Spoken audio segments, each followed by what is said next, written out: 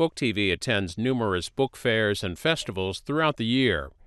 Recently, we were at the National Press Club's book fair in Washington and spoke with the New York Times' Jonathan Weisman about the growth of anti-Semitism.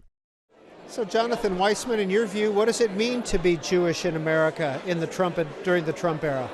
Well, as we saw in Pittsburgh just last weekend, we are in an era of rising intolerance, of rising hatred, and of course I don't lay it all at the feet of the President of the United States, but I do think that this is a moment where marginalized groups, not just Jews, but Muslims, immigrants, Latinos, African Americans, are facing more bigotry and need to address it forthrightly and unite, just to stand for what the United States stands for, which is, inclusive tolerance. So when did you start thinking about this book? After Donald Trump got elected or before?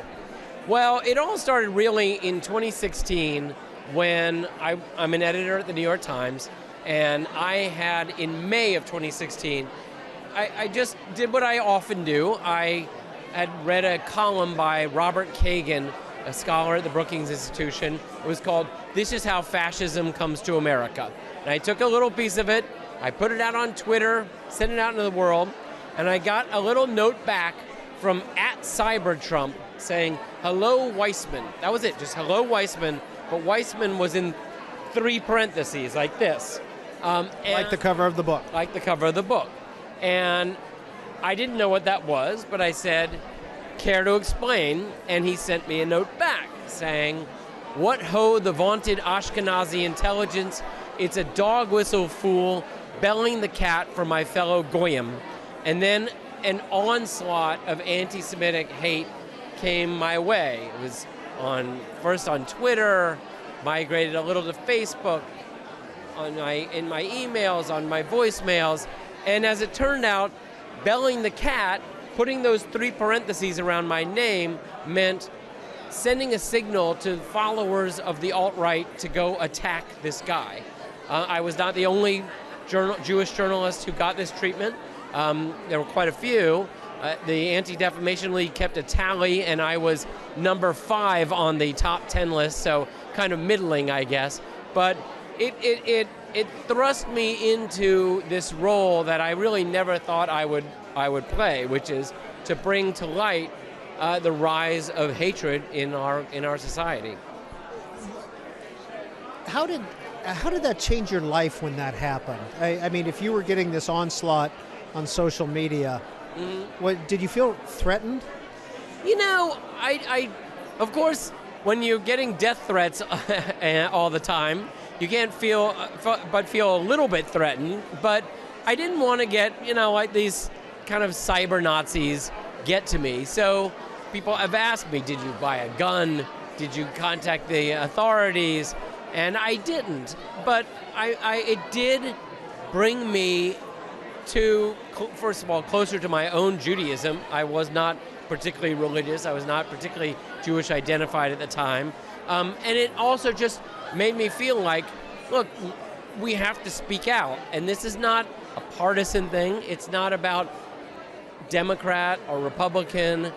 Standing up for tolerance and for things like the First Amendment, the right to assemble, the right to practice your religion. These should not be partisan issues. These are American issues, and I think that we all need to stand up.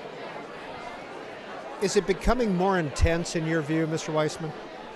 Well, I mean, I think that it's hard to say because the 2016 campaign time was a very intense time. But of course, in the wake of the terrible tragedy in Pittsburgh, there is a lot of attention on anti-Semitism in particular, but more generally on kind of this alt-right, far-right fringe hatred. And so, yeah, it's a very intense moment. Help me to understand this, because a lot of the time, the conservatives on the right tend to support Israel, tend to be supportive of Jewish causes. Is that correct?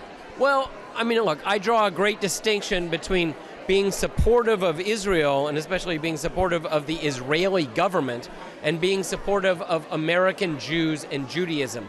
These are not the same thing.